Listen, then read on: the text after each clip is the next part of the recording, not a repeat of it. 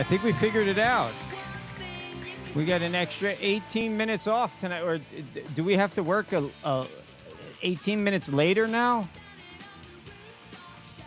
I don't know either.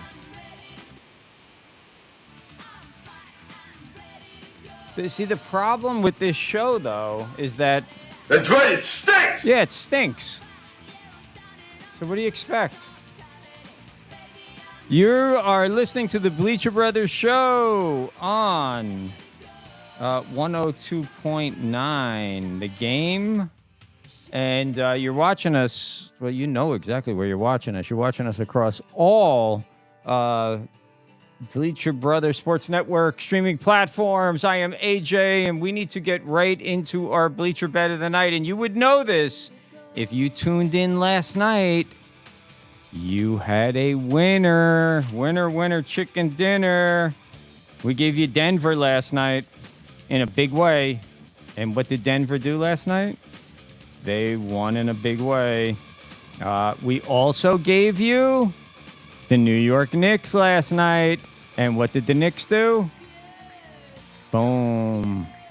Hello, we're back. We gave you the NBA on lockdown last night. We didn't do so good on the NHL, but that's not our specialty, the NHL. All right? So, real quick here tonight, let's get to our featured promo sportsbook of the night, which I need to go like this, or else this is not going to work.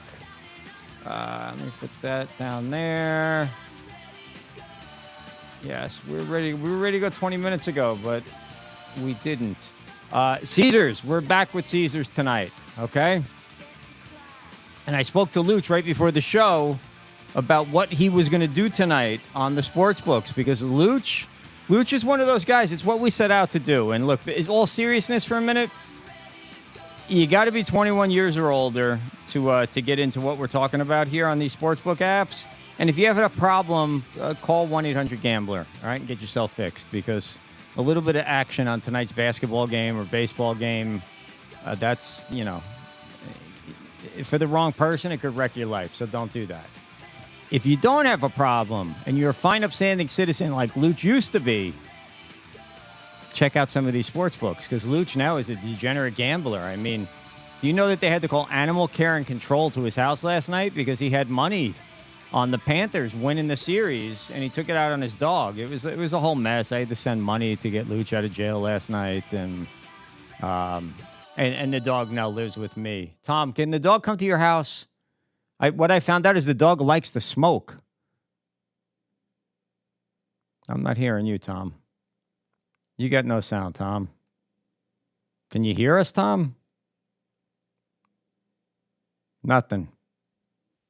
Yeah, there you go. So anyway, our book tonight is Caesars. All right, the Caesars Sportsbook is one of my favorites. Okay, I got a few favorites. We're friends with all of them, but Caesars I love. And here's the thing with Caesars. All right, so Luch was talking about, what's a surefire winner tonight. And first thing that I looked at is, Boston, Cleveland. Is Boston going to win tonight? Yeah, Boston's going to win tonight. All right? Boston doesn't win game twos. They've already established that. So next series, whether it's the Knicks or the Pacers, bet the Knicks or the Pacers in game two. Boston's going to win tonight, but 15.5 points, that's a lot of freaking points. All right? And Stephen, what's the injury report on this game? Can you pull it up? Because I didn't have... we did a lot, and then we had all these technical issues, so I didn't get a chance to pull up the injury report. Who is out? What I need to know is who is out for who's out for the Cavs tonight? Out for the Cavs is Craig Porter Jr. He's out of action. That's it? And then Donovan Mitchell's out again. All right, so look, Boston in all reality, what is going on here? Boston, in all reality, should win this game tonight and win it in a big way. Stephen, what? Oh, Okay, I see what's going on. All right, I got it. I got it all under control here. But I don't trust Boston at all because they should have won huge the other night, and Cleveland kept it close without Mitchell in the game. 15.5 is too many points for me. But me and Luch did some math, and if you want to bet the money line on Boston tonight, I think it's minus 1,600. So if you bet the money line and you bet $500 on Boston tonight, you will bring back a whopping $531. But let's say you did that and you say, you know what, I'll take the $31 and I'll build my bankroll slowly. Well, if you do it, if you're new to Caesars and you do this with Caesars, if by some freak chance they lose, you'll get your money back that you laid out. Okay. The other way to look at this is if you say, hey, you know what, I'm just one of those guys. I like to take a risk. Well, Cleveland, I think, was plus 800 tonight. So if you came in and said, hey, you know what? I got $100. How can I get rich on 100? You can't. But if you're hoping to sort of hit the lotto, throw 100 on the Cleveland money line to win the game at plus 800. If they win, you'll bring back $900. If they lose, you'll get your $100 back in bonus bets. So in this game, Boston's going to win, but I'm not going to give you a pick that's going to bring you back, $3.10 on a $100 bet. In the other game tonight, Dallas at OKC. I think OKC wins this game by 6, 7, 8 points. They're at home.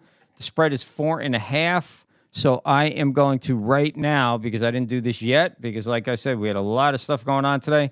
I am going to pop in OKC now before the spread changes, because remember the other night we had that Boston spread at 8.5, and then Mitchell was ruled out. And what happened to the spread, Stephen? Do you remember?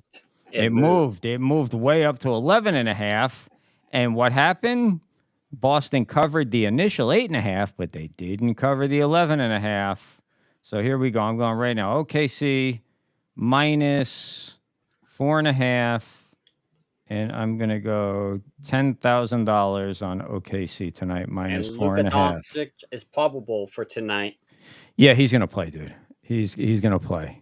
He's not there. He doesn't sit out. Kyrie doesn't sit out. Those guys don't sit out. They get in there and play. So that's your BleacherBET picks of the night right there. I'm giving you OKC is the pick. Look, Boston's going to win, but 15.5. That's just a lot of points.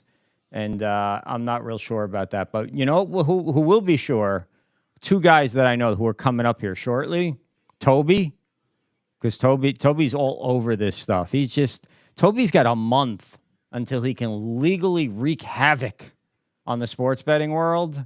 And then also Ted Brooks is going to have, I'm sure, a take on this. So anyway, Steven, let's go to you with the Lucre Live, all right, because we're running behind here. Yep. Let's find out what the heck is going on in the world of sports right now. And what's coming up, what already happened, and all that fun stuff. All right, coming up in the NBA, we have at 7 p.m. Eastern Time the Cleveland Cavaliers and the Boston Celtics. The nightcap game of the NBA at 9:30 p.m. Eastern Time, the Dallas Mavericks and the Oklahoma City Thunder. Couple finals in MLB. Early action. The Baltimore Orioles beat the Toronto Blue Jays 3-2. The Milwaukee Brewers beat the Pittsburgh Pirates 10-2. The Miami Marlins win 2-0 against the Detroit Tigers. That's 2 games in a row, and that's 2 shutouts in a row for the Marlins, isn't it? Yes. I think they won 1-0 last night. Yep. The White Sox shut out the Washington Nationals 2-0 in that game. The Arizona Diamondbacks beat the Cincinnati Reds. It was a pitching duel, according to a recap article on the Bleacher Brothers website. It's the main article in the latest news. If you wondered how these scores are coming through, and everyone wants to know, if you go to the Bleacher Brothers website, there's a ticker, and it shows you NBA, MLB, NHL, and soon NCAA football and other sports to come. And in Seattle, the Seattle Mariners are defeating the Kansas City Royals 2-1 in the bottom of the 7th inning.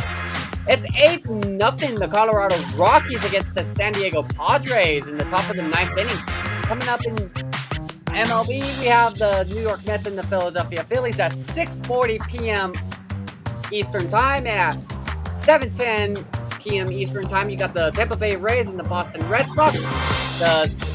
At 7:20, you have the Chicago Cubs and Atlanta Braves. At 7:40, you got the Yankees and Twins. 8:05 p.m. is the Cleveland Guardians and the Texas Rangers. 8:10 p.m. Eastern Time is the Oakland A's and Astros. We'll talk about the Astros shortly on this show. 9:07 p.m. Eastern Time, we got the Cardinals and Angels. And the nightcap game, 9:45, the Dodgers and the Giants. Last night after the game, Bob Melvin did not shake hands with the other team. In the NHL, only one game tonight is the Colorado Avalanche against the Dallas Stars at 8 p.m. On this day in history, 1990 former NBA stars Dave Beam, Irvin Hayes, Neil Johnson, Earl the Pearl Monroe were inducted in the Basketball Hall of Fame. And that is your sports update. All right, we'll be right back with more of the Bleacher Brothers show after these words.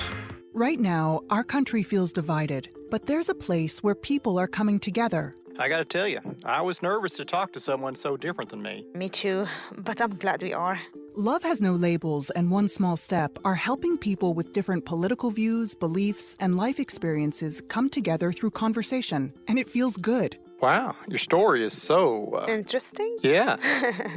When people actually sit down, talk, and listen to one another, they can break down boundaries and connect as human beings. At lovehasnolabels.com/onesmallstep, you can listen to amazing, life-changing conversations and find simple tools to start a conversation of your own.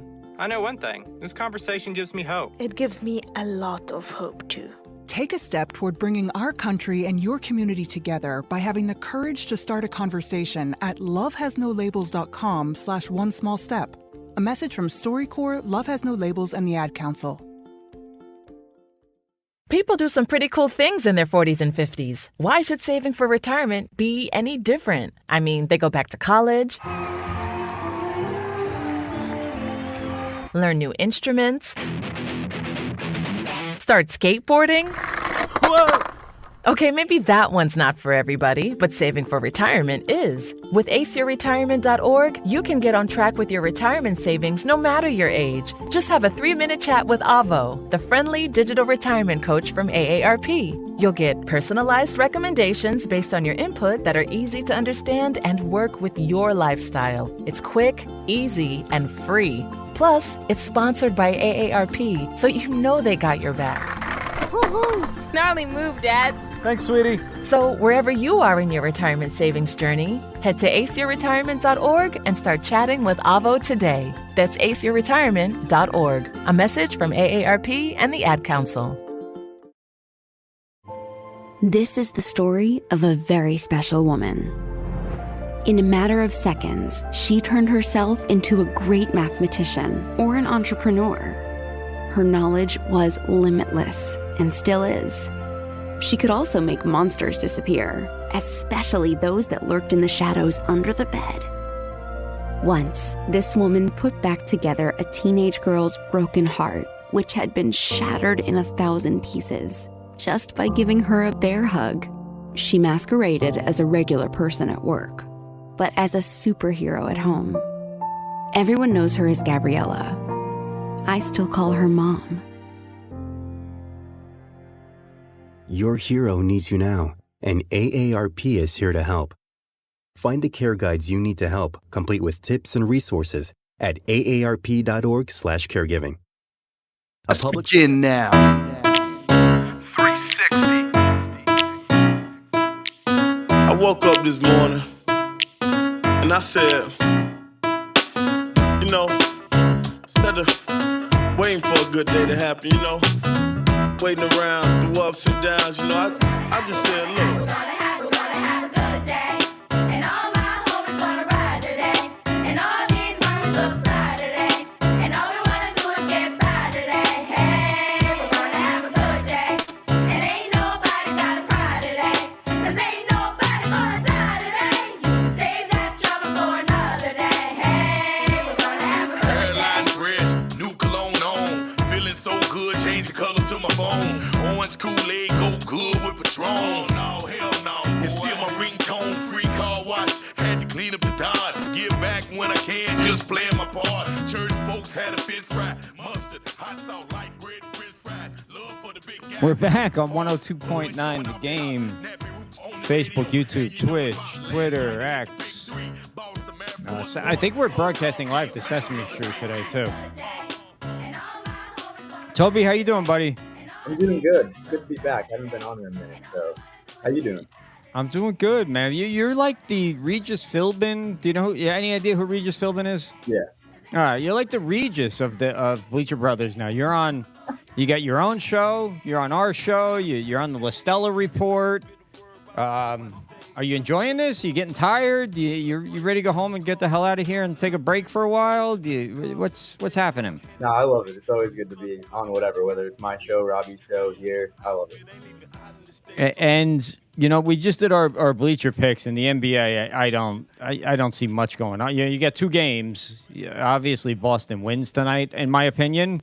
But 15.5 is a lot of points because Boston, sometimes they forget who they're supposed to be. Yeah. You got anything hot tonight? I know you like to dabble in the baseball props. And I didn't really look at baseball today. I've been kind of cold on taking baseball, so I've been trying to look into like hockey, maybe some basketball a little bit more. But I feel like tonight, Tatum, Jaylen Brown, they've got to take over that game. I don't think Boston covers because with Donovan Mitchell out, I think did they still cover in the last game? I don't even remember. Well, there were 2 spreads. There was it was 7.5 or 8.5 before Mitchell was announced out, and then as soon as Mitchell was announced out, it jumped to 11.5. So that's something that we call a middle, where they ended up in the middle. So you could have actually bet both teams and won in that game. You could have taken Boston minus the 7.5.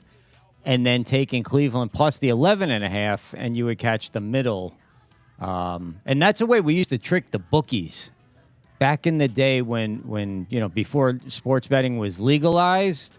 Is you would call in. I'd have to you'd go to a payphone because there are no cells, and you call up to Brooklyn, and you'd have there's all codes like, hey, this is Nails. I was Nails. This is Nails calling for Cats, and then. I learned the trick is because they would just sometimes move the lines themselves. So if I like the Knicks, I would say, how many points are the Nets getting? And then I'd say, okay, give me the Knicks. It's a sort of a trick right there. And we used to be able to play middles with them a lot because we would screw them. So there'd be a couple of us, and they didn't realize we were in cahoots. So I would call, and then you would call, and we would get separate lines, and we would play the middles all day long and hit with those guys. They'd probably come and break my legs if they hear this now, but it is what it is. Yeah. So are you looking at hockey tonight? What are you thinking in hockey tonight? I like the Stars. I just really like watching the Stars. That's why I see a 3-1 lead, and I kind of tend to side with that. So I'm going to go with the Stars tonight. Okay. And the under, I'm assuming the under because Colorado is an over machine, but now with Nikishkin, if I'm saying his name right, Nikishkin out, and the last 2 games have both gone under. I would say under might be the play, huh? Yeah, I haven't seen the Avalanche doing too much on the offensive end, so I like the under also. So you are heading back to the Northeast in days, huh? Mm-hmm. What are you looking forward to? Who's up there? You got a girl up there? You got all your buddies are up there? Your family's up there, obviously. Are you looking forward to getting out of paradise for a little while? Definitely right now. The weather's getting to be a little too much. It's brutal down here right now. But I've got my family up there, my girlfriend, my friends. So it's great to be back up home and to see all of them. And what are the summer plans while you're up there? Right now, just continue what we're doing as much as I can here, and maybe working for the Syracuse Mets a little bit in July. So that's really the only plans I got. Cool. So maybe you can get us some behind the scenes Syracuse Mets. That's AA, correct? AAA. Oh, it's AAA. Yep. All right. So yeah, there's actual players and some actual access right there that you can get. Yeah, they've got some good prospects up there right now. These farm teams move around so much. Yeah. That it used to be that the AAA affiliate, I believe, used to be Binghamton. Yeah, I think so. Binghamton for a long time. Mm-hmm. Now they're the Double A. And now they're the Double A. Yeah, it doesn't make a whole boatload of sense. But I mean, what the hell do I know? And look, man, FAU, you've been covering our FAU. We're gonna talk shortly some FAU baseball, but with Andrew. But yesterday, man, yesterday you tuned into a football game and a friggin' a 1994 49ers game broke out, huh? Yeah, seriously. That's what it felt like, at least watching the box score. I couldn't tune into the actual game. I was at work, but watching the number just tick up was pretty unreal. So FAU got out to a 7-0 lead yesterday in the first inning, right? There was a slam. Yep. Who hit the slam? I don't even know who hit the slam. Millen hit the slam. This team hit more grand slams this year than some guys hit in their entire career. They're like Don Mattingly. Do you know this is a fact about Don Mattingly? Of all the years he played, which I don't know, maybe 15 years he played possibly, because he had to retire early because he had back injuries. Don Mattingly had 1 year where he hit, I don't know the exact number, 6, maybe 9 grand slams in one season, and then never hit another grand slam his entire career in any of the previous or prior seasons. Who was the guy? Was that Fernando Tatis Sr. who hit 2 in the same inning? Yeah, I think so. Yeah. And for the Dodgers, right? Or was it against the Dodgers? It was on the Cardinals. It might have been against the Dodgers. Steven, look that up. I can tell you when it was. I can tell you that it was in 1999. That I remember, and it was in Dodger Stadium. That I know. Ted Brooks momentarily will be on the line with us here. But Steven, if you want to, so we'll stick to our kind of sports betting sort of vibe here, and we'll bring on Ted Brooks of the world famous Sports Profits. I mean, this is one of the first guys that I've ever dealt with in the sports handicapping industry that actually knows what the hell he's talking about. And it was kind of cool last week because Ted's from South Florida. I've known Ted for a very, very, very long time, but we never see each other. And last week I got to spend a few minutes with him up in New York, and it's pretty cool. Although I heard that he went to Little Italy and was rubbing elbows with some of the wise guys there. He didn't extend the invite to that. But Ted, how you doing, buddy? I'm doing fantastic, and yes, I did spend the majority of my time in Little Italy. It was a good time, though. How was the food? The food was amazing. Everything was amazing. It's so much cleaner down there. I mean, Manhattan can be pretty nasty, but once you get down there, man, it's like you're in a different world. I went into a store that was opened in 1910, family owned and operated, all Italians. They had all the old like the saint figurines and just a lot of cool stuff. Just really cool, great food. And I mean, I don't love going to New York. Like you said, you didn't even want to go to Manhattan, but it was good, and the SBC was good. I just think it's funny that we live 30 minutes apart, and the one time we see each other is across Jersey. the country. Yeah. No, man, I was talking about that the other night, Ted. The night I got in, the Rangers were playing, and Luch was going to come up, and we were going to go to the Ranger game, and then Luch decided at the last minute he couldn't. And I'm like, yeah, I don't know. I hate Manhattan. But then the next night was the Knicks, and then you had brought up possibly going to the Yankee game, and I'm like, yeah, all right, yeah, I'm down. But then again, I was like, yeah, I don't want to go into Manhattan. So we chose to go to the Meadowlands racetrack instead, which is 3 minutes away from being condemned. It's an absolutely horrible, horrible place. But we, I'm sure we missed out on opportunities, don't you? I spoke to someone before that game, and they're like, man, if you're going to go to a baseball game, go to a Mets game. They were saying how the new, I think it's called City Center. City Field. I can't remember. City Field. Yeah. They said so much nicer than Yankee Stadium, and Queens is just so much nicer than the Bronx. So that kind of turned me off from going there. And then, those things are tiring. I mean, I don't know if you stayed the whole time both days, but those things are tiring. You're on your feet. You're walking around, trying to take notes and pay attention to what people are saying to keep your ear keep your finger on the pulse of the industry, and you get done with that, and it's just a Yankee game didn't sound as good as it did in the morning. We woke up and the Yankee game sounded great, and then by 5 o'clock, 4 o'clock, it's like, I'm ready to go. I'm ready to eat and sleep or whatever.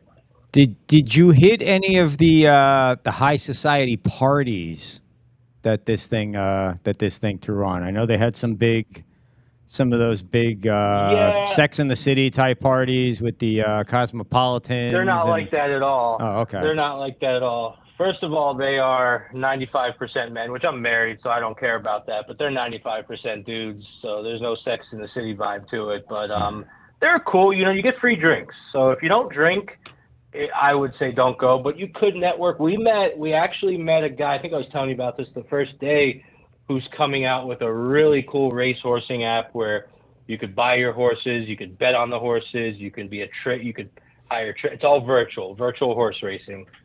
So it's just cool to see that type of stuff and what the future brings. I think the next 5 to 10 years for not just sports betting, but just gambling in general online, whether it's horse racing, whether it's highlight. I mean, you never know, even if it's virtual football games. I mean, you don't know what the future holds, but there are creators and there are smart people out there with big, big aspirations.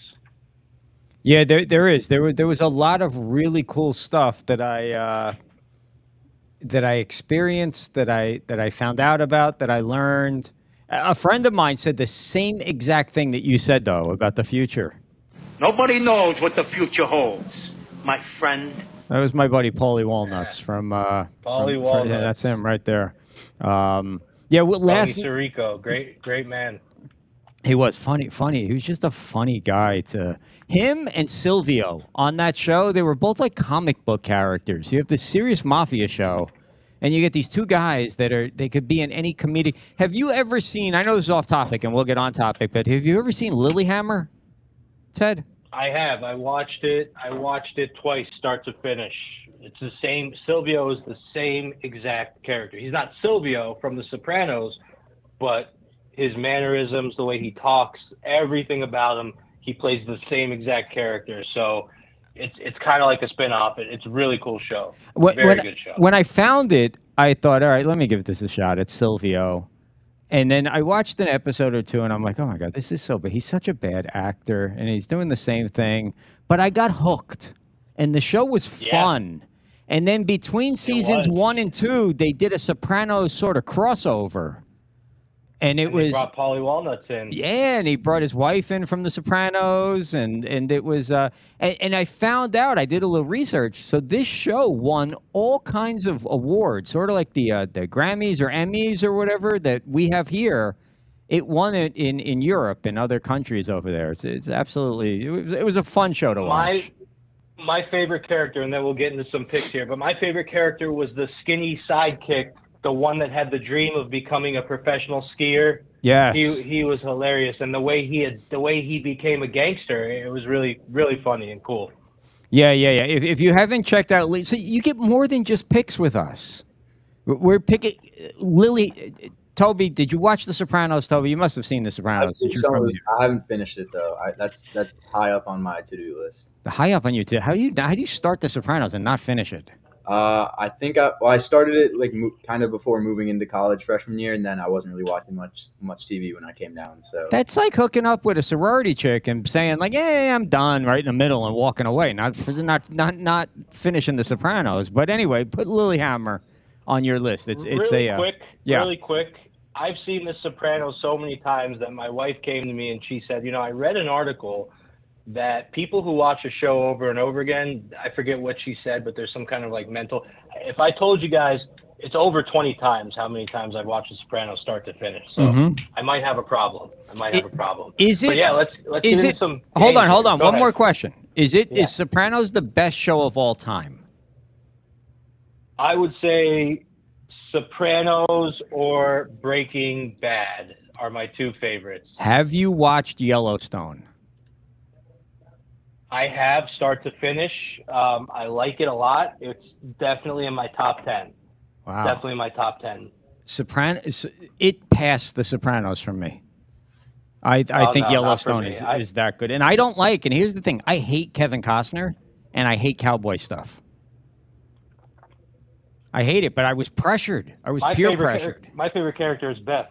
Oh, Beth is the greatest TV character of all time. Just hands down. Yeah. Name me one. She's amazing. Yeah, she's great. But yeah, let's get to some picks, because that's why people are listening. And so before you came on, and I know you got a lot going on, so you probably didn't hear it. I do my BleacherBET pick and yada yada yada. I just looked at NBA tonight. I rebounded last night. I was 2 for 2. I gave out 2 NBA winners last night. Tonight, Boston's laying 15.5, dude. They're going to win the game. So if you want to bet the money line, if you bet $100 on the money line, you'll bring back $3.10. But I don't trust Boston to cover 15.5, even with Mitchell out, because 2 days ago they didn't cover the spread. The game that I gave out tonight that I really liked was OKC minus 4.5. That's my gambling for today. It's really rare that teams cover that big spread in a game where they're up 3-1 because they have so much cushion. You know, a lot of times I would rather take them at a big spread like that if they were up 3-2. They're up 3-1 right now. Is that correct? I want to make sure 3-1. 3-1. They lose game 2. They have a pattern now of losing game 2s. Right. They have a nice cushion. I agree with you. I think it's too many points. And then, you know, what I like also tonight, I love the Dallas Stars to close out. You know, the Colorado Avalanche, I'm not going to attempt to say the guy's name, but the Colorado Avalanche lost a player, a 10-game suspension for PEDs. I don't know what the drug was or what the substance was, but they looked... Nikushkin. He's one of the top scorers. Yeah, I'm not saying his name, but he's one of the top scorers in the league. I think number 2 or 3 scorer in the league. And after he was gone, they fell apart. I think Dallas is strong right now. Close it out and move on to go see either Edmonton or Vancouver, which I think it's going to be Edmonton. And you know what about Edmonton's this? Up 3-2. About this dude that he was a big goal scorer. The big problem that I had when he got the boot is every single time Colorado played, they were a lock for the over.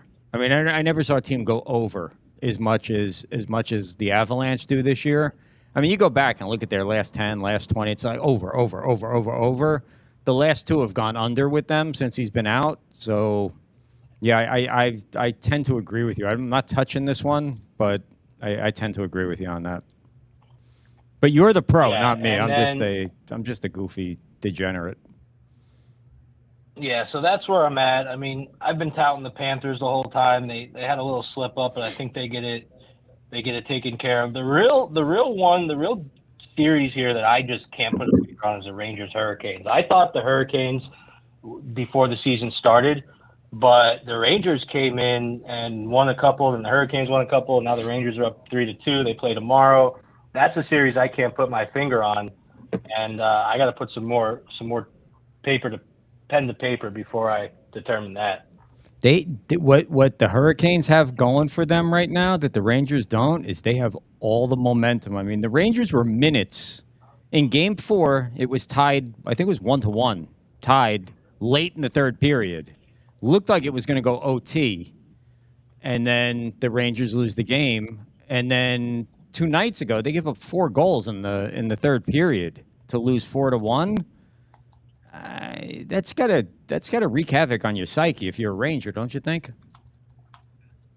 Absolutely, and you know they are up 3-2, but I think if Carolina can get it done tonight, which I think they will, the line's pretty juicy. The odds makers think they're going to win. They're getting a lot of respect from the odds makers with 160. So a lot of bettors, they'll see that 160 line for a series that's been so close, and they'll say, "Oh, that's way too expensive." But the odds makers are telling you something with that 160. They're trying to get you to stay away from betting Carolina, in my opinion, which is kind of why I like Carolina in that game. It's a high juice game, but it's a reasonable line. It's probably a little higher than I thought it would be, which is why I like them.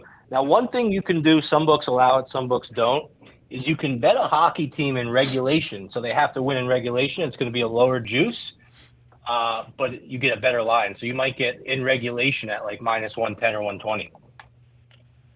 I did not know that So some books had you that. could bet a hockey game, but if it goes to overtime, you don't win, you lose. So they have to win in regulation for you to win the bet, but you don't have to lay as much money. So if it goes to overtime, do you push? You lose. You lose. Okay. You lose, so you're taking risk there. It might even be on a 160. It might even be like a small plus, because a lot of these games obviously go to overtime in hockey. So that's it's a risk that you got to take. But if you want to improve your odds, it's a risk you take. Probably better to do it a little bit bigger, like -200, but it's not a terrible bet.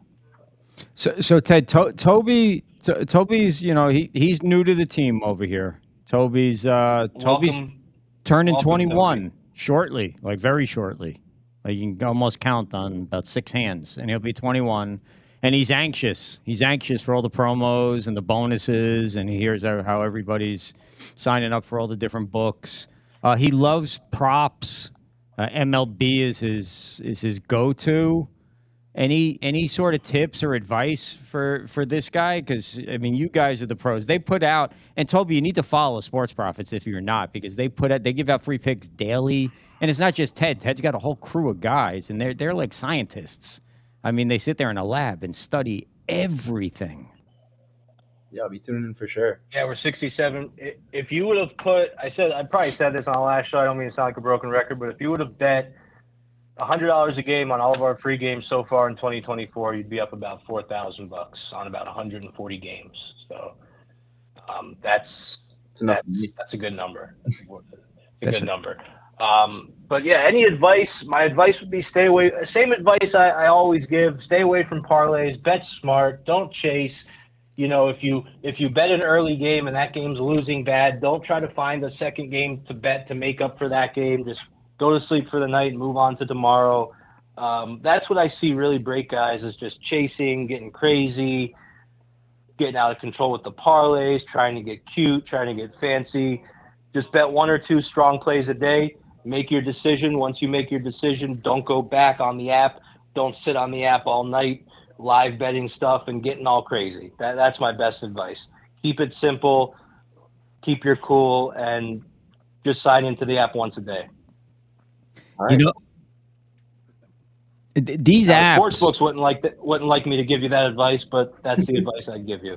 But Ted, they know what they're doing, because when I was in Jersey, I was happy to get away from Hard Rock for a few days, and I loaded up most of them. I had them firing, and I got to tell you, FanDuel blew me away. Caesars blew me away also, but FanDuel really blew me away. I was gambling as I was sitting on the plane ready to take off, because they gave me so much in 2 days. And now I was up a whole ton of money in those 2 days, so I guess they wanted it back. But I got something. As I was walking on the plane, they said, we will give you a 50%, we'll match. If you make a deposit right now, we'll match 50% of it. So I'm thinking, well, I'm leaving, but it's money in the bank. So if I can throw $1,000 in and just pick up 500 just for throwing it in, get on a plane, come back later. But they give you all of these bonuses and props and just special things that you got to use them today. Got to use them on, in the next 24 hours. And I maybe I'm spoiled in the other direction, but the Hard Rock app, I'm grateful for it, but it sucks compared to some of these other apps. Are you under the same sort of mindset that I am, or am I just stupid? I mean, FanDuel's the big dog in the room. They have a lot of money to throw around, right? So they're going to throw it around. Hard Rock is not the best app. There's a lot of, I don't know if you can box pitchers on FanDuel, but on Hard Rock, you have to play action. So I have a client, we had the Nationals on Monday, and the game got postponed. The next day, they played in a doubleheader, but the pitchers changed. It wasn't the same pitchers facing each other, and they so the player bet like 300 to make 250. They said to the player, if you cancel this bet, you can only get 240 back. So basically, you're going to lose $60 just by canceling the bet. The player was upset. I was upset. That was not the bet that we made. The pitchers were different. And then they were blowing up Hard Rock about it, and Hard Rock threatened to suspend them for harassment. So when I heard that, like, it's disgusting because they have that monopoly in Florida, right? And they don't pay affiliate marketers. They don't really pay anyone. They run a lot of ads and stuff, but someone needs to step in and allow other sports books in the state. That's all I know. I don't know if it'll happen or when or how, but it needs to, because it's not good. And I had to because one of the apps that I used in Jersey was a new one to me. It was 365, and they had a problem verifying me. I was able to get somebody on the phone in seconds. Here, to contact Hard Rock, you have to go through Twitter or email. And then when you send them a message, they tell you that you get a reply back says, give us 48 hours and, we'll get back to you. Yeah, because they're the only game in town, and they know it, and they don't have to spend the money on customer service, because if you don't bet with them, who are you going to bet with? Exactly. That's the way they see it, and it's very sad. That's why monopolies aren't allowed in the country. That's why there's a whole law against monopolies, and I'm sure there's antitrust lawsuits going to, leveled against them as we speak. When you were in Little Italy, did you find anybody up there on the streets that maybe will affiliate with us down here? You can't talk about it. All right. Okay. All right. Okay. I got you. So, but listen, before we part ways, I do have some golf picks. The PGA Championship's coming up. This is a big tournament. I don't know, how closely you follow golf, but this is one of the 4 majors, and you got an interesting storyline. So you got pretty much the 3 favorites in this one: Brooks Koepka, Rory McIlroy, Scottie Scheffler. So Scottie Scheffler won his last 2 tournaments, and then he shelved it for a few weeks because his wife had just had a baby, so he took a couple weeks off. While he was off, Rory McIlroy won the last 2 tournaments that he played in that Scottie Scheffler didn't play in because of the baby. So you got Rory winning his last 2, Scottie winning his last 2, and then Brooks Koepka, who's over at LIV, he won the last tournament that they played at LIV 2 weeks ago in Singapore. So these 3 guys have won 5 consecutive tournaments combined, and they're all coming in as the top 3 favorites. The only thing that worries me is that Rory McIlroy just filed for divorce with his wife like 2 days ago, but he filed, not her. So I think maybe it won't affect him too bad, right? So that's what I'm thinking. Now, here's what I like in this tournament here. I like a first round leader parlay, basically, where not first round leader, top 10 guys parlayed. So you can bet Rory McIlroy and Brooks Koepka to finish in the top 10 minus 110. Love it. Absolutely love it.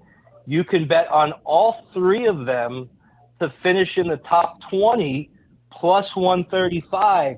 Love it. So Rory McIlroy, Brooks Koepka, and Scottie Scheffler to all finish in the top 20 plus 135. $100 bet gets you back $235. I love that bet. And those are some good quality. So when people think of golf, they think you have to bet someone to win the tournament plus 3,000 or plus 2,000, these long shot bets. But you can find these close to even money bets that are high probability bets. And that's what I like to do for these. And then you can also go with some just straight up top 10. So you could do one thing that I'll be doing Brooks Koepka top 10 plus 170. That's another very good bet. Brooks Koepka top 10 plus 170. Scottie Scheffler. The thing that worries me a little bit about Scottie is he's been off for a couple weeks because he just had a child. So, it affects you, but you don't know with these guys. Golf is very interesting. But I really like those little, I don't even want to call them parlays, but grouping those guys together and betting them to finish in the top 10 and the top 20.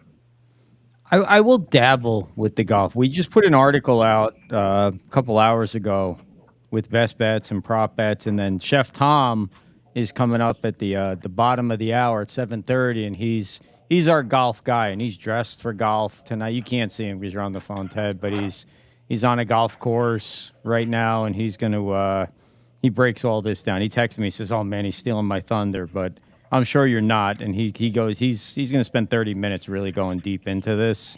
Yeah, I just threw a couple picks out there, and I also love Xander Schauffele to finish in the top 10 as well. And after that, I'll keep my mouth shut and I'll leave. No. You don't have to keep your mouth shut. You're not stealing anybody's thunder. It's all good. And we're going to start making this a regular thing again, right? Absolutely. All right. You know, just because football's not here doesn't mean we're not making money and betting and having fun, right? It's a year-round thing. We got the Copa America coming up, big-time South and Central Americans. It's like the World Cup for South America and Central America. It's going to be in June. Okay. Planning on making some nice bets on that one, too. I'm assuming there will be some Olympic action, too, this summer, right? Yeah, I think there is. I don't really pay attention to the Olympics. Kind of sad, I guess, that I don't. I probably should. There's going to be some Olympics. You're going to have men's basketball. They're putting a team together. You know, I'm not super excited about betting it. I have experience betting Copa America, and I've had success in it. I haven't really ever bet the Olympics, so I'm not going to just jump into something I've never done before. But I'll listen. Yeah. You know, if you have an Olympics guy, I'll listen. I just look at it for fun. Sometimes I bet to make money. I look at it as, look, this is an investment. You know, like my basketball. That's what I do. Other times I think, you know, let me put $5 on this friggin' ping pong match, and then I can at least sit here and watch it. Because if I don't have $5 on it, I ain't watching it.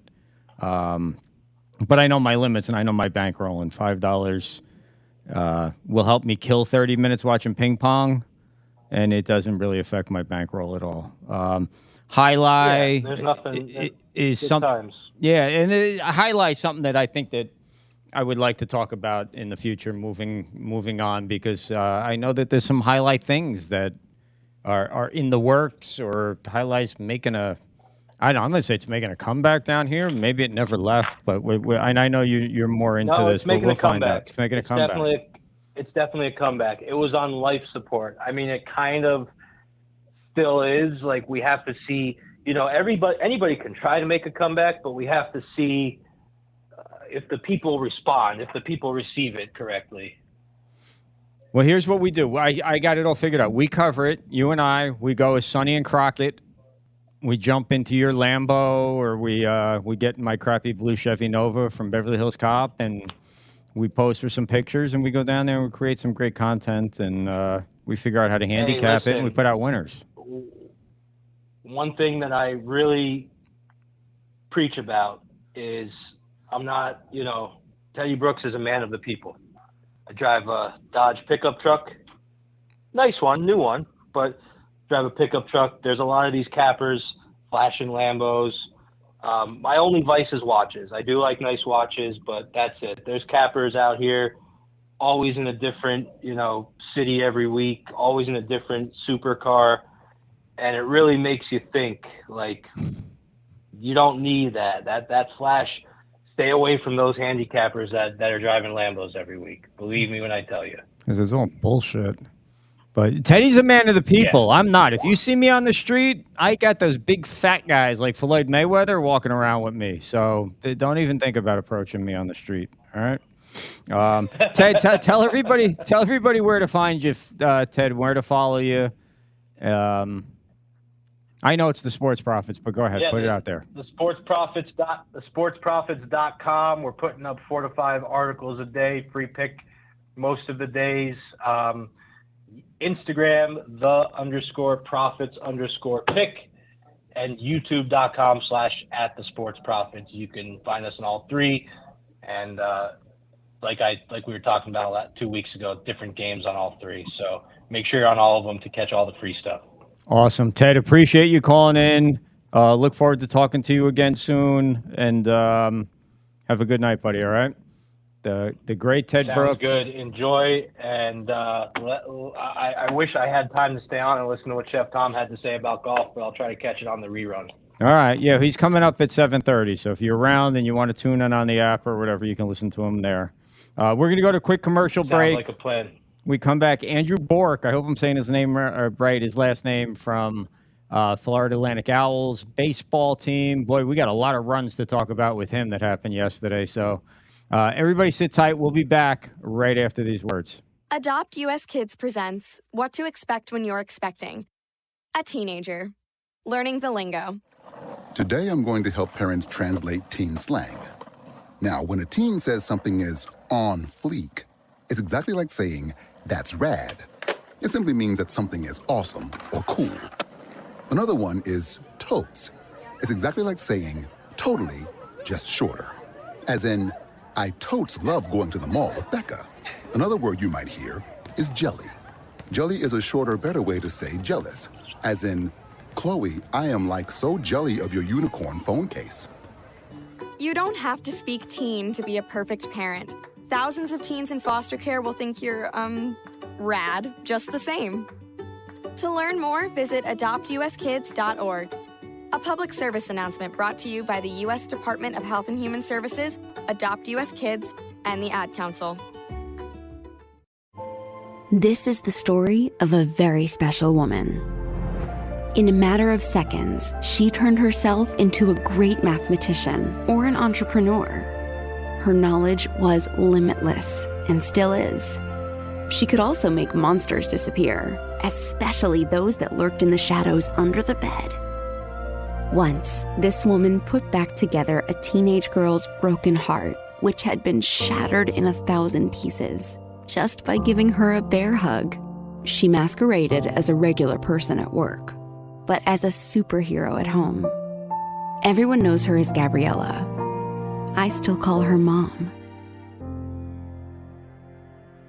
Your hero needs you now, and AARP is here to help. Find the care guides you need to help, complete with tips and resources at aarp.org/caregiving.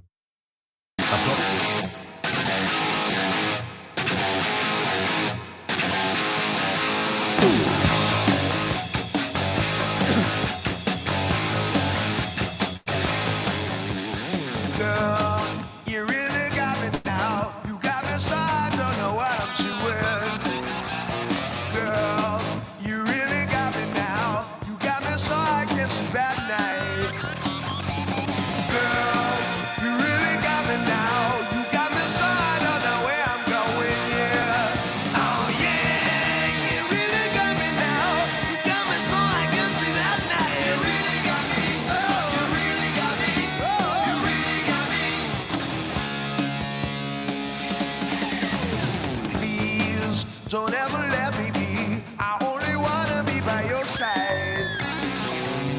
Please, don't ever let me be. I only wanna be by your side. Girl, you really got me now. You got me so I don't know what I'm doing, yeah.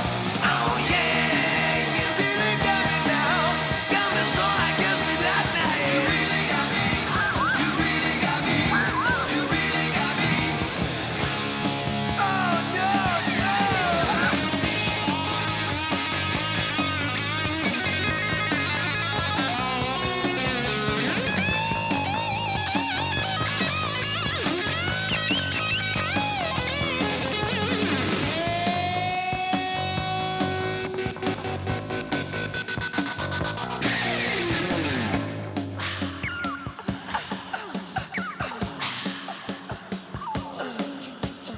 Girl, you really got me now. You got me so I don't know what I'm doing.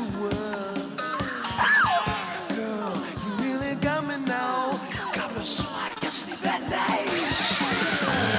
Girl, you really got me now. You got me so I don't know where I'm going, yeah. Oh yeah, you really got me now.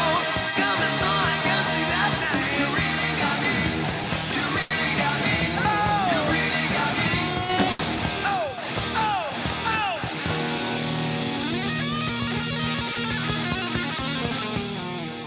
Toby, you a Halen guy?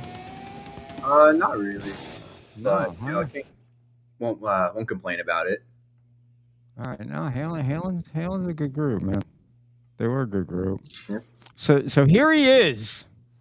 We got to ask you right out of the gate. All right, you have to unmute. Your mic is muted. Andrew or Sandro. We got to get that. We got to figure the name. But let me see if I can request unmute. Bam. Let's see here.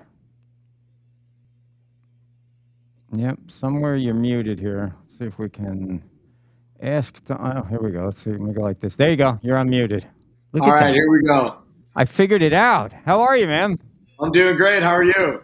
Good. So now, is it Andrew or Sandro? It's Sandro. Sandro. That's what I go by. Yes, sir. All right. So I was sent something by FAU because we had a hard time doing our research, coming up with a lot on you, and they sent me Andrew. So I'm like, okay, somebody got it wrong somewhere, but it's Sandro. No, that's my name legally, but I go by my middle name, Sandro. Sandro. Okay. Yeah. All right. Cool. That's me. All right. Well, we're glad to have you. I'm AJ. It's Toby. Toby's been the FAU baseball beat writer all season. Nice to meet you. Very nice to meet you. Why don't we start at the end and maybe go back to the beginning, Toby? Would you agree? And yeah, man, that a football game broke out yesterday, huh? Yeah, it was a wild one. It's tough to see out there, but you just gotta have to keep your head up, and we're really looking forward to this weekend, this series. And against UTSA, it's going to be a huge series for us, keep us in the good standings for conference tournament the following weekend. So, yeah, yesterday was just one of those days. It's rare in baseball, but you get football scores every now and then. The wind was blowing out, a lot of home runs, extra base hits. Now, dude, we are complete homers when it comes to FAU sports and especially FAU baseball. We had Coach Mack on the show one time. Absolutely loved him. Fantastic guy. Oh, he's the best. Is the team running? You guys were killing it. In the beginning of the season, I came out. Baseball is my sport. I mean, we cover all sports here, but baseball is my sport. And I came out and I watched the game and I said, these guys are good. These guys, they look good. I was there in the game early on where I don't remember who you were playing, but you guys were winning, top of the seventh. You blew the lead. There was an error. It was a mental error by one of your players. I don't want to put the player out there, but I thought this is going to defeat this team, and this kind of sucks. And you guys came out, and the bottom of the seventh inning was about an hour and a half long. It was capped off by who was it? Spencer that hit the grand slam home run off the foul pole. Oh yes, you know what game I'm talking about? And I'm like, no, we were playing FIU. Yeah, I was like, these guys are freaking good. Are you running out of gas? Are people hurt? What's? It's a lot of games in a short period of time. What's going on? So what's happening with us right now is this preseason we had a stacked roster. We had everything that we could possibly imagine, and we still do. We have a bunch of young talent, great group of guys. But recently, we just haven't been able to catch a simple break. We've been working really hard all together as a team and as a staff. And we just haven't been able to close out some games that we really, truly needed to do. It's kind of frustrating because we have such a good group of guys, and our camaraderie is through the roof. So, honestly, when we play good, we play good. And when we're playing bad, we're not really playing that well. But credit to the pitching staff for holding us in most of these games. And the hitting staff has been a little bit of a roller coaster. But honestly, I can see them turning around, putting up 18 runs yesterday. It's a good time to get hot right before the conference tournament. Yeah, is it deflating? And then Toby, and I'll let you get in, but is it deflating to put up 18 runs and be on the wrong side of the final outcome? Or is it, I know you always want to look for the positive, but is it deflating? It's like, damn, dude, we just put up almost 3 touchdowns and we didn't get the victory. Does anybody think that? Do you ever think that, honestly? Yeah, absolutely. Throughout the game, we're always trying to win. We always have a chance to win, and that's what the vibe was yesterday because next thing you know, bases loaded. So, grand slam out of nowhere, you're back in the game. You're only down a couple runs. But yesterday was just one of those games where, FGCU, they were seeing the ball well, and our guys, they were hitting their spots, and they were just going to work. But, it could be deflating at times, but it's honestly motivating as well, seeing the offense with some firepower because our bullpen, we're a pretty strong bullpen, and I'm one of the catchers. So they have a good group of guys, good mental, and we're going to be able to do well coming into this conference tournament like we've been dominating all year round. Every team has a couple weeks or a stretch in the season where they're not doing too hot. A couple guys are injured or not feeling the best, but we're right where we want to be right before this tournament. Look at yesterday's box real fast, and then Toby, I'll shut up so you can get in here. But you had Jalen, 2 for 4. Yes. Frank, 2 for 4. Schroeder, 2 for 4. Adams, 3 for 5. I mean, everybody was hitting yesterday. Two for 4, 1 for 4, 1 for 3. I mean, it's like, man, you got 17 hits, 18 runs. How many home runs did you guys blow out yesterday? There was a few, right? We got 1, 2, 3, 4, 5, 6 home runs in a game, dude. Wow. It was awesome to see. It was really nice to see the offense be able to provide when we needed it, having a rough weekend in Houston last weekend. And, there's only so much the pitching staff can do over time. You're going to run into a firepower offense like FGCU. I mean, they're having an all right year, but they had a phenomenal year last year. Great coaching staff. And it's just one of those teams you can't take lightly. And yesterday, the conditions were on their side, and they were able to get the ball in the air a little more. Go ahead, Toby. Yeah, Sandra, you talked about, how strong the pitching staff is, especially the bullpen. And like you said, it's kind of been, you guys just can't catch a lucky break right now. But I know pitchers are superstitious as it is. Is there any guy that will go out there and not have the strongest outing out of the pen after warming up with you and come back the next game being like, yeah, I don't want to warm up with Sandra this time? You know what? It's that is so far from the staff that we have. We're very strong, and there's not one kid on the staff that wouldn't come and throw to me. We have a very good thing going, and obviously there's times where you need at least 20 minutes to kind of sit in your thoughts and reevaluate and see what you can do better. But in all honesty, this deep in the season, we have a pretty strong routine, and we stick with that routine, and we have all our setup men. And we just have each other's back, truthfully. And I just see the pitching staff being able to dominate this conference series like we dominated the whole conference throughout the season. So, at times people get shelled a little bit, but that's baseball. You just got to be able to bounce back. It's a, failing sport. So it's just all about how you handle adversity. Do you ever warm a pitcher up before the game and think to yourself, oh, no? This is not good today. I mean, you have to, right? Because you always hear about a guy goes out, throws a perfect game, throws a no-hitter, and the bullpen catcher's like, oh, I know it. You have to know, I would imagine, the flip side also, right? Honestly, there are moments where, I work with these guys every day. I mean, constant mound work. I know the ins and outs of their pitches. And what I can tell you is, sure, there are some times where I've seen guys right before their start not look as fired up as they did for their midweek bullpen, but that all changes when they step on the mound in the game. They start developing, hitting their spots, that adrenaline starts hitting, and they're able to go to work. Because if they weren't able to do that, they would not be at this level pitching for Coach Mack. So they're able to handle themselves properly. And Mack runs a great program, and he's been around the game 35 plus years, coaching at least. So he knows what he sees, and we do a good job keeping it together. Even if his prior bullpen before the game wasn't as hot, it was a little shaky. We'll just be with our pitch calling. We'll find the best way to execute for that day for the circumstances. Good see. Yeah, you said that know this bullpen like the back of your hand. Their pitches, the movement, everything that's coming. Has there been anybody, starters, relievers that you've seen this season that has just drastically improved? Absolutely. We have a red shirt at the moment, Mark Loubier. He came in, soaking wet, maybe $170, and now he's about 185, and he's redshirting, and the work ethic on that kid is phenomenal. I mean, every day grinding, just working on his craft, working on his pitches.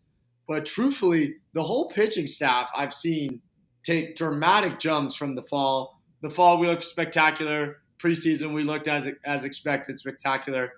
This whole season we've been looking spectacular. And there's been some downs here and there, like I said, on the stretch, but mostly everyone has improved their mental game and their ability to command the baseball. And it's a cool thing to see. I've been in college baseball since I graduated high school in 2018. This is my sixth season around a collegiate team, and it's a good group of guys, and they know what they're doing. So it's good stuff. How did you get here? How did you end up being the bullpen catcher for FAU?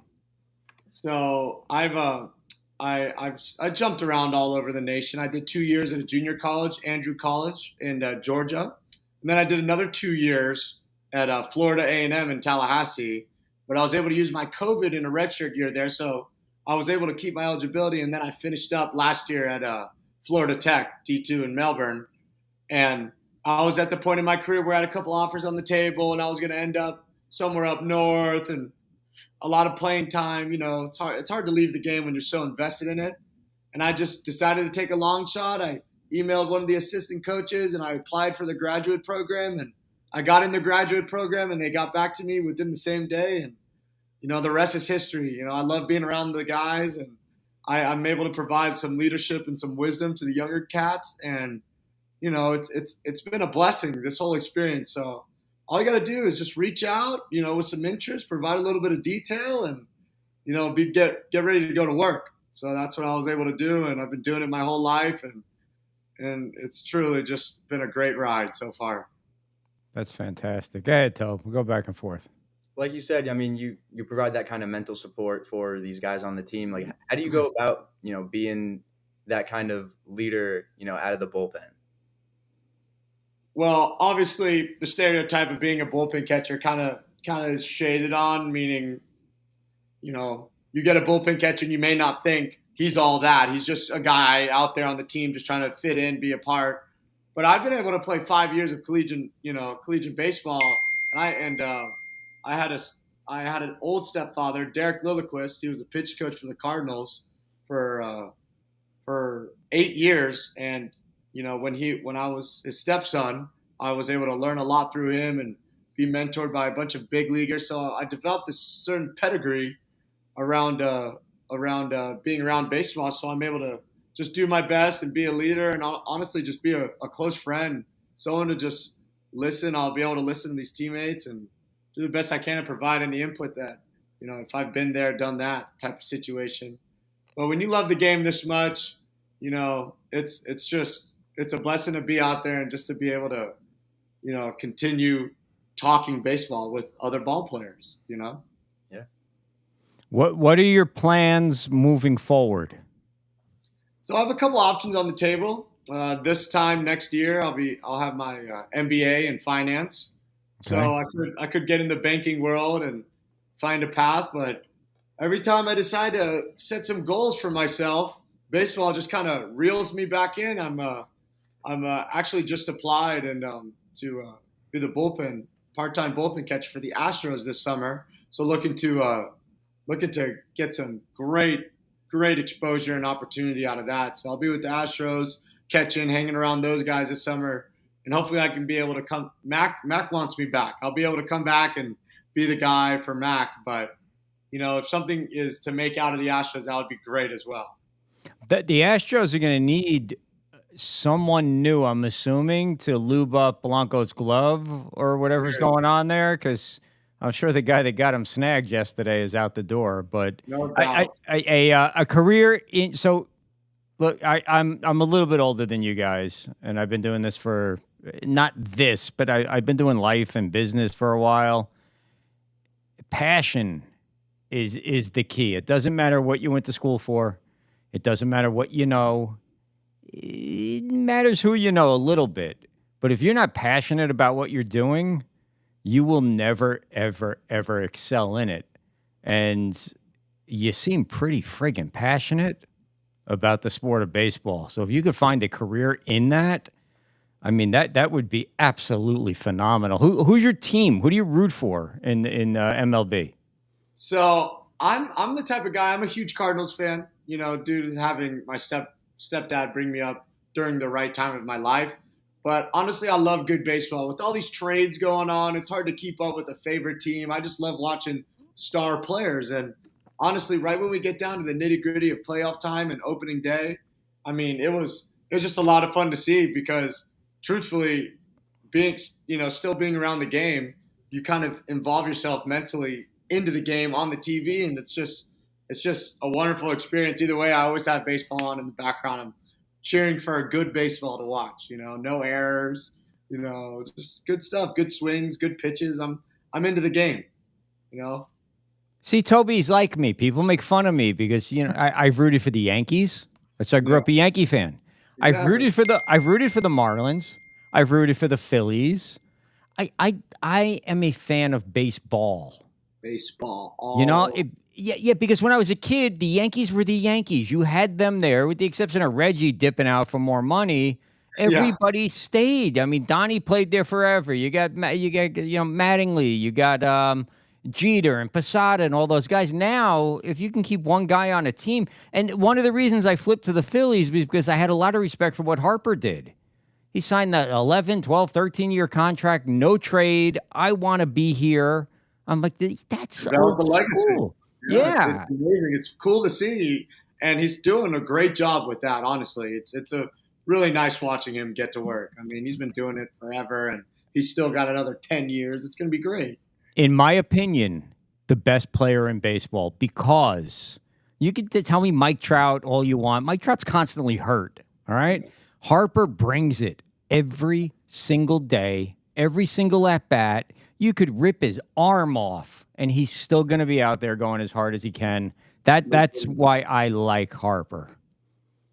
That's me. Okay, Toby. He had a UCL surgery, and he was still swinging the bat. I mean, it takes grit, and toughness is a skill. Truthfully, you can't teach that in these ball players coming up, and they learn very quickly, especially if you're playing at this level.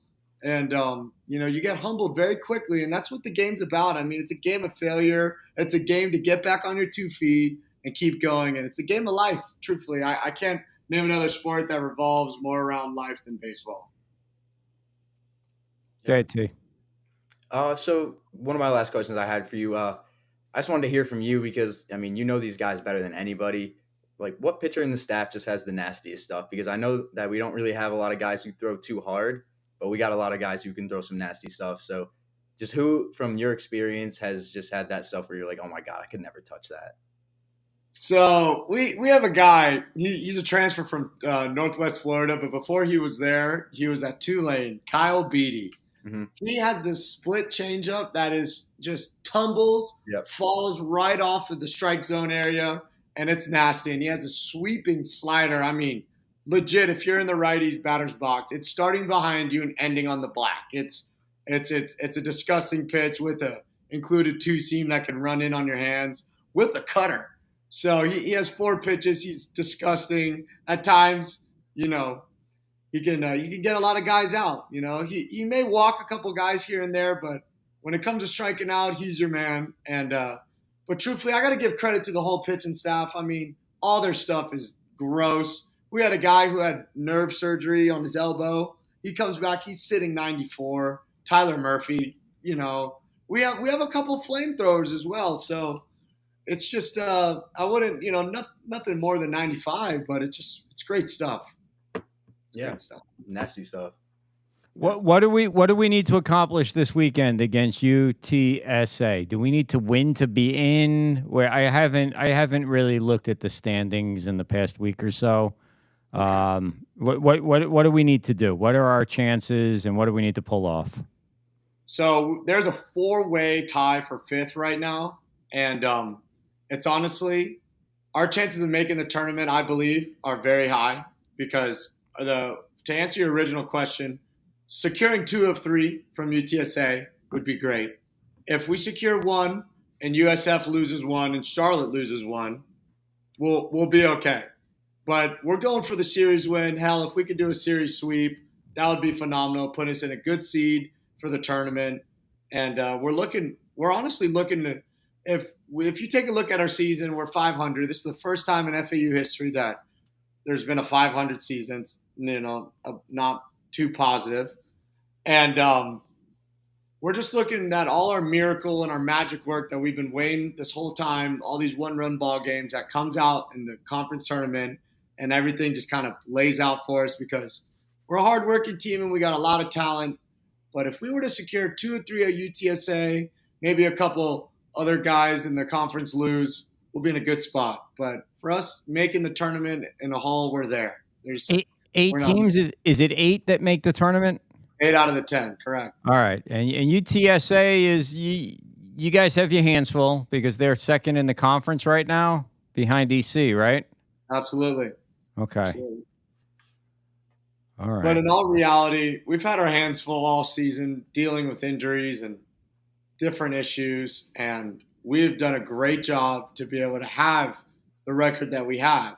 And truthfully, we battle, and whenever we catch some momentum and some, we're gonna win the ball game. I have no doubt in our boys. So we're gonna do well this weekend. We're at home. We play extremely well at home. We're gonna win the series this weekend, and we'll see you in Clearwater. Hopefully before the championship game, ready to go. Now, Toby, are we gonna have to fly you back down from Syracuse to go to Clearwater? Is that what we're doing? Maybe. Yeah, because these other guys are going to be like, yeah, we'll go to Clearwater, but that's our gig if that happens. Sandro, we want to thank you for coming on. We'd love to have you back. You're a great guest. You bring the energy. Kind of reminds me of Coach Clark, just because he comes in with so much energy. Tell everyone, where can we follow you if we want to follow you on social or Twitter? Yeah, I have an an Instagram. It's my name spelt backwards with underscores in between each letter. Sounds a little funky, but it's Ordnas. Just my name spelled backwards, Sandro. You'll be able to find me. But yeah, that's it. And I would love to come back. Thanks for having me. This has been really fun, really great. I didn't know what to expect, and this has just been awesome. So whenever you need me, holler at me, and I'll be back. Awesome, man. We appreciate it. We wish you guys all the best of luck this year, this weekend, and hopefully we're with you in Clearwater. And I'm going to try to get out there this weekend. It's a very hectic weekend, but I'm going to try to get out there and root you guys on here. So definitely appreciate it. Love Appreciate FAU. you. Thank all you. right. Thank you. Go Owls, baby. Go Owls. And Toby, thank you for jumping on, Toby. All right. Well, I'll let you out of here also now. We're going to take a quick commercial break. When we come back, Luker Live, Chef Tom breaking down the PGA the championship. So anyway, we'll be right back. Stay tuned. You're listening to the Bleacher Brothers Show. Adopt US Kids presents What to Expect When You're Expecting. A teenager. Learning the lingo. Today I'm going to help parents translate teen slang. Now, when a teen says something is on fleek, it's exactly like saying, that's rad. It simply means that something is awesome or cool. Another one is totes. It's exactly like saying, totally, just shorter. As in, I totes love going to the mall with Becca. Another word you might hear is jelly. Jelly is a shorter, better way to say jealous. As in, Chloe, I am like so jelly of your unicorn phone case. You don't have to speak teen to be a perfect parent. Thousands of teens in foster care will think you're, rad just the same. To learn more, visit adoptuskids.org. A public service announcement brought to you by the U.S. Department of Health and Human Services, Adopt U.S. Kids, and the Ad Council. This is the story of a very special woman.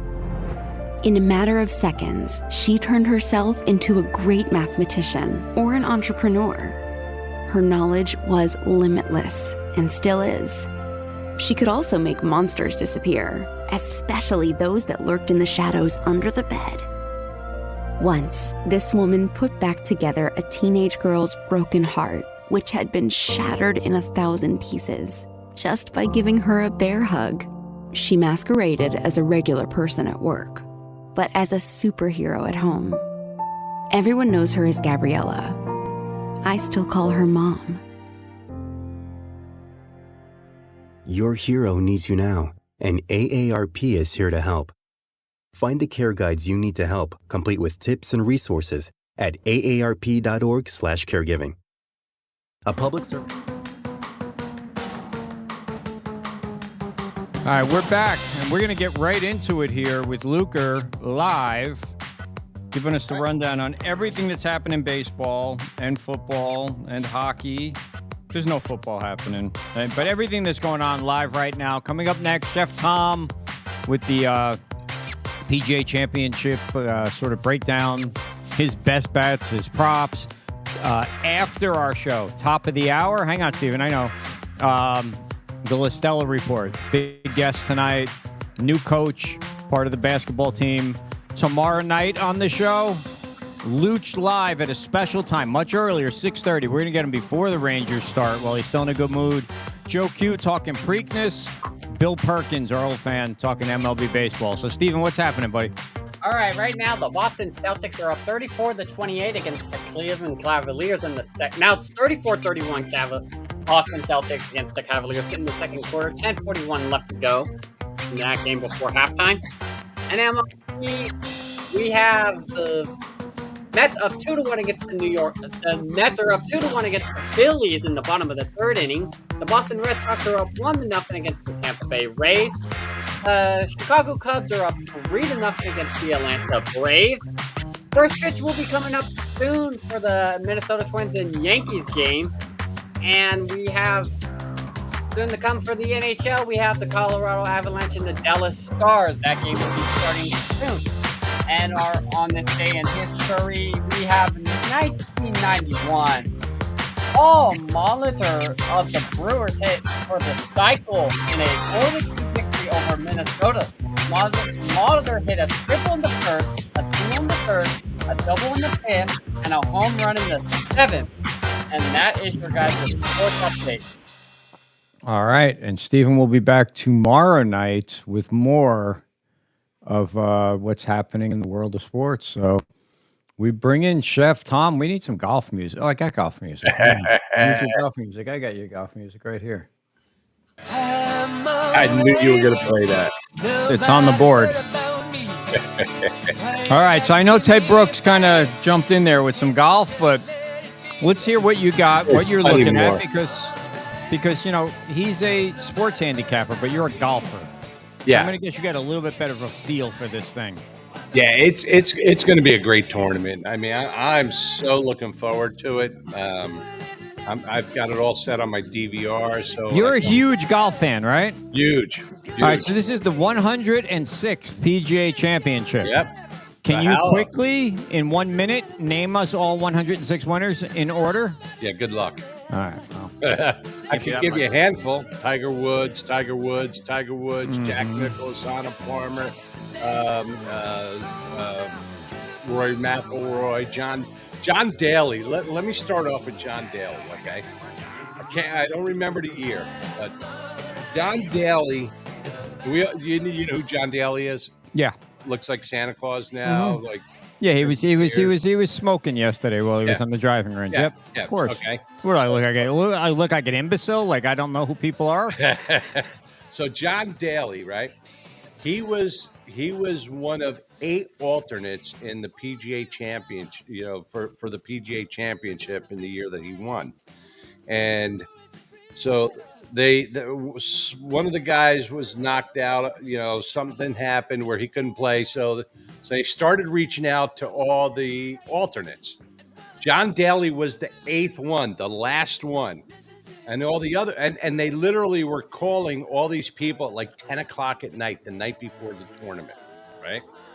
So John Daly was out on a bender with a bunch of his buddies partying when he got the phone call.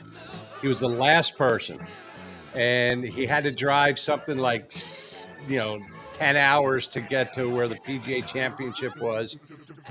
He passed out in the back seat of the car. When they got to the tournament, no practice at the range, and he just lit it up, and he won the tournament. And nice. It was like David Wells. David Wells threw a perfect game drunk. Yeah, David Wells. And I partied with David Wells in San Diego. He's an animal. You and David Wells have the same sort of physique.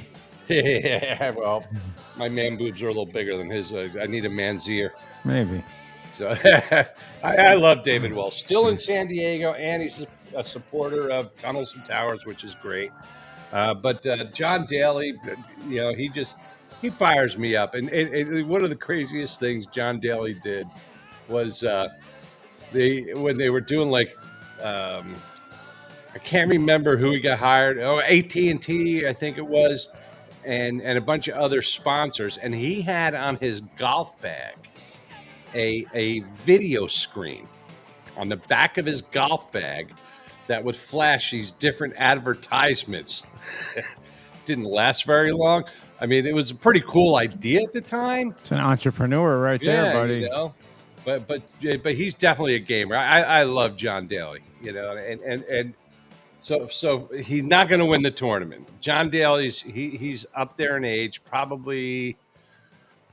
I'm guessing he's in his late 50s, so he's not too far off from me. But man, can he still hit that ball? I mean, when I watch him swing, you know, and you know, like when I play with when I was playing with my son out in California, he's like, "Dad, you're not John Daly." Well, what are you talking about? Oh, you break your arm when you come back. You don't recover when you come down. John Daly always recovers, and he just smokes him. I mean, he still hits the ball country mile, which is great. But I will say this: I would put John Daly in the top 40. Currently? Yeah, in the top 40 for the PGA Championship. He's definitely going to make the cut. Okay. And you know, if he's not getting too blitzed during the tournament, because this is a guy that like when he won the PGA Championship on one of the holes, he walked up to this guy. You know, they always talk about the hair of the dog. It was like the third or the fourth hole. He walked up to this guy that was drinking a beer on the, you know, in the gallery. Mm-hmm. He grabbed the beer from the guy and he chugged it down, finished it, and walked down the fairway. Typical John Daly. Nice. So, but let's get into the tournament. So let's talk about Rory McIlroy. Tom, I got to Rory step McIlroy- right here for 1 second. I'll be right back. All right. I just got to grab something right here. Go for it. He's probably grabbing a golf club or I don't know. He's got his golf hat on. All right. So anyway, Rory McIlroy. Let's talk about Rory for a minute. Rory McIlroy a couple days ago announced that he's getting divorced from his wife. Okay, they got married in 2017. She's a hottie, no doubt. Okay, let's see. I have a picture of her. There it is. Let me share it real quick. Okay. Let's see. There we go. This is Rory McIlroy's wife. If you want to share that real quick. Okay. Take a look at the size of that rock. Now, how did he meet her? At a golf tournament, and she was one of the people that would be in the transportation cart, which would, you know, shuffle golfers around.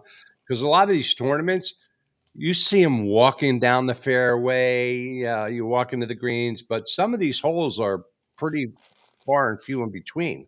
So they have golf carts when they'll pick the players up, move them up to the next hole, just so they keep the pace of play going. Like That's the same way Happy Gilmore met his girl in the movie. yeah, yeah, you know, like Beth Page in New York.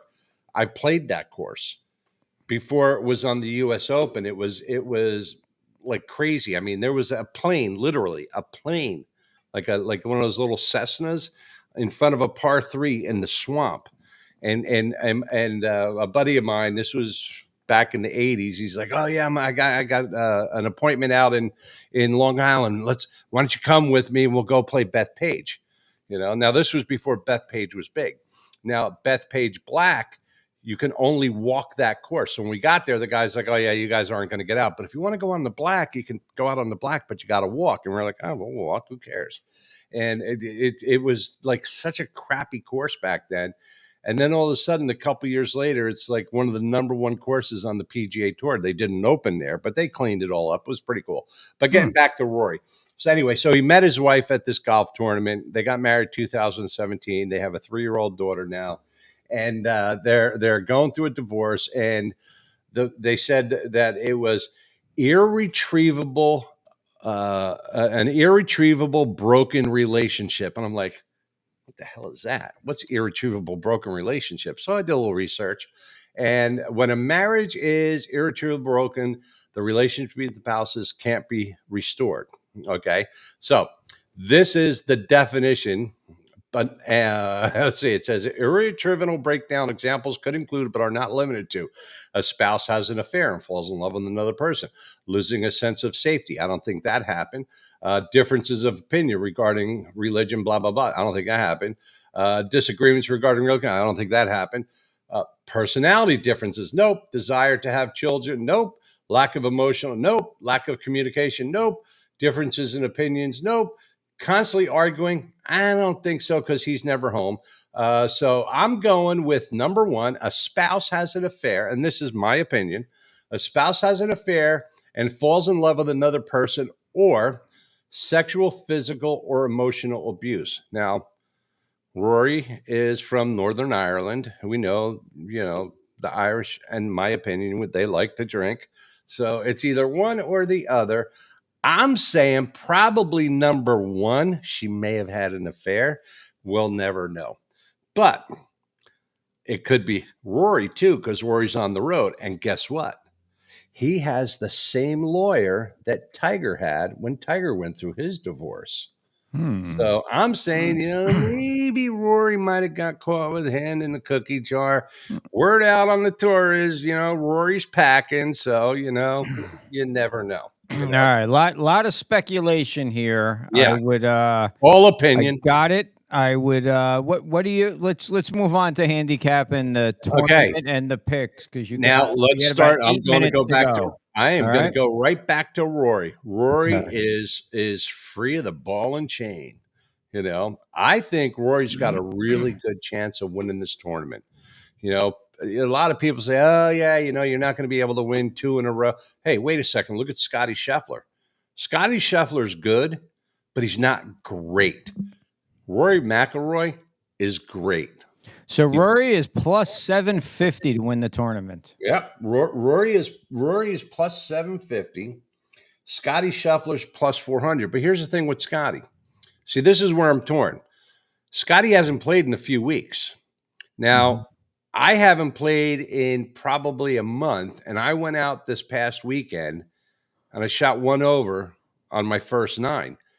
So, I was blown away. I was like, where the hell did this come from? But sometimes when you have some time off, not only does it clear your head, but when you get back out there, you're just more relaxed.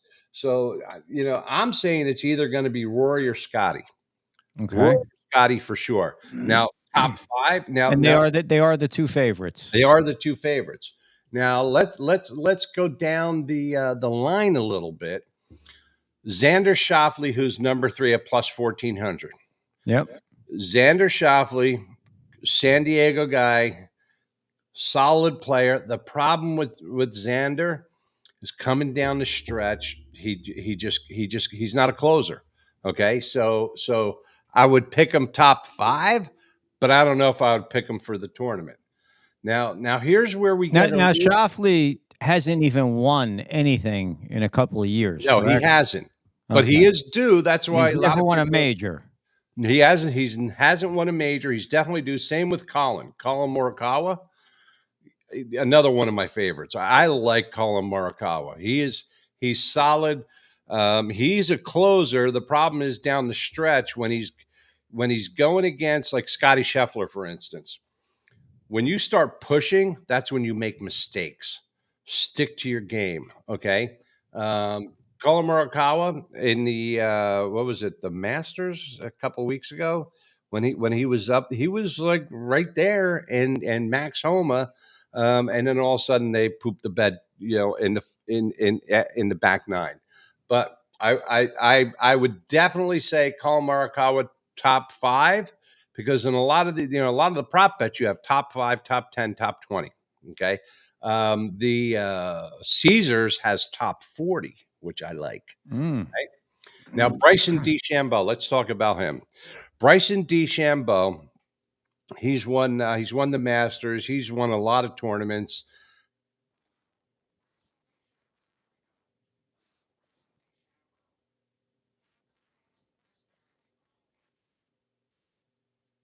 Engineering background. He does what he went to college for. Every one of his clubs, excluding his driver, all of his irons are the same length. Okay. So whether he's playing a 4-iron or whether he's playing a pitching wedge or a sand wedge or a 60-degree, they're all the same length. And a lot of people are starting to go that way because that means your muscle memory is your body is when you're addressing the ball is the same all the time. This guy bombs the ball. Now, the PGA Championship in Valhalla in Louisville, I've played that course a couple times on Tiger Woods. Okay. Okay, on your video game, but it's a tough course, but there's a lot of options. There's a lot of holes where you can really let out. And Bryson DeChambeau, this guy, he is a bomber. I mean, when he crushes his drives, he just crushes them. He's at plus 2,800. I would throw some money on him, definitely for sure, top 5. And another one possibly a favorite. But Now, if you have the Caesars app, or if you download the Caesars app, you could get $1,000 back. Yes. Let's say you win $1,000 on him at plus. What is he? Plus 2,800? Plus 2,500? He's at plus 2,800. I had the Caesars app all set up on my phone, but all of a sudden, all my bets disappeared because I didn't place them. But on the Caesars app, I'm going off of the Vegas book. The Caesars app, it's a little bit lower, but not much. But you know what? If you bet on them, you lose, you get your money back. Plus 2,800, $1,000. What's that? $28,000? Something like that, yeah. Yeah, and you get your money back if you lose. I mean, that's a win-win situation as far as I'm concerned. Yeah, but let's talk about Bryson. Let's talk about Brooks Koepka, John Rahm, Phil Mickelson, all these guys that are on the LIV Tour. The LIV Tour golfers have not had great success coming back into PGA tournaments, and here's why. The LIV tournament, and I love the LIV tournament. I love watching it. They got music blasting the whole time, a lot of good-looking women running around. Everybody's drinking, having a blast. My type of tournament. You get to wear shorts, so the boys, when you're walking down the fairway, are a little air-conditioned. You're not wearing these stuffy pants. I mean, look at some of these golfers. They're wearing skinny pants, like where it's tight around the ankles. There's no circulation, so you're getting a little chafing. And now with the LIV Tour, it's a 3-day tournament. Okay, it's a shotgun start, just like when we played the tournament at PGA. Right? It's a shotgun start, and it's pretty laid back. So when these guys go from LIV to PGA, which is more structured in, I would say, etiquette, the rules. It's. I'm not going to say it's culture shock because these guys have played on PGA, but they're going from yeah, this is great having, like John Daly golf. I have a drink, smoke my cigarette, cigar, and all of a sudden they go to PGA and everything's tightened up. So Bryson DeChambeau, of all the LIV golfers to go from LIV to PGA, he's the only one that's been really successful. He's been finishing in top 5, top 10 in PGA tournaments. John Rahm. What did the guy get? Like $400 million plus $500 million to switch over to LIV. I mean, guy's on easy street. I mean, you win the PGA Championship. I think the purse is $20 million. First place is $345. Nice. $400 million just to switch over. And I haven't been following LIV. I watch it on TV, but I haven't been following, the stats and how these guys are doing. But I can't imagine that he's doing great. But who cares? He got $400 million just to join. He's doing great. He is doing good on the LIV Tour. No, he got $400 million. Yeah, so he's doing good. Yeah, Phil Mickelson. I think the word has it they offered Tiger Woods just under $1 billion. Not that he needs it, but they're only doing it for the draw. Now let's talk Tiger Woods for this tournament. He made the cut. but he finished in last place after he made the cut. Mm-hmm. Tiger Woods is what, 46, 48 years old? You know, one of our viewers, correct me if I'm wrong. He's up there. All right. He's never going to be the Tiger Woods that we know. When he won the Masters a few years back, he was dialed in. He was healthy. He didn't. It was before the Genesis tournament when we had the accident. Remember? Mm-hmm. When, you know, so he's pretty banged up. All right, you got to give us your picks because we got 1 minute and we're out. Okay, all right. So let's go with the picks. Okay, I'm picking Rory to win the tournament. I'm definitely picking Rory to win the tournament. Number one, he's going through a divorce, so you know the baggage is kind of off his shoulder. Scheffler top 5, Bryson DeChambeau. You can pick him to win plus 2,800, but I would definitely put him in top 5, top 10. Xander Schauffele, he's a choker, top 10 because he could be winning the tournament and all of a sudden just crap the bed and lose a bunch of strokes. Ricky Fowler hasn't won a major yet. But I don't think he's in contention. I would definitely put him in top 10. Alex Noren, this is an up-and-comer, plus 15,000. Alex Noren has been up there in the past few weeks. 10 seconds, buddy. Yeah, Alex Noren could be the sleeper. Brooks Koepka, maybe not. Definitely, I would put Bryson DeChambeau in the top. All right, Chef Tom, be back next week to recap all of this. Listella report up next. Thank you, Andrew or Sandra for stopping in today, for Toby, for Ted Brooks. We'll be back tomorrow night. Luch on ice. I don't even remember. Bill Perkins, Joe Q. We will be back tomorrow night, 6 o'clock. Until then, stay tuned for the Listella report coming up next.